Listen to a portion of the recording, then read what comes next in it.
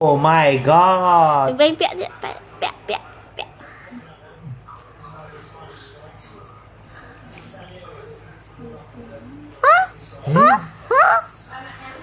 Ui mở sao.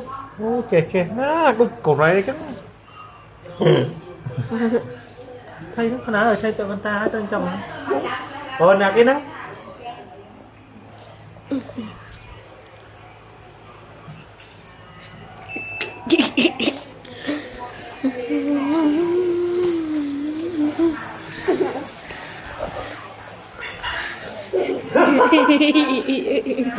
Ây da.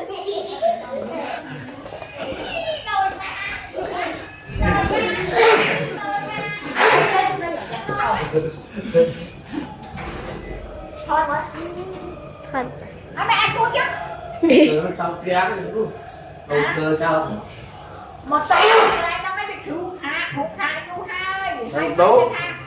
Thì hai chiên mà mình chào hôm nay hai nó được con nuôi nó nuôi được em. Đầu cơ cao tới. Đầu tiên này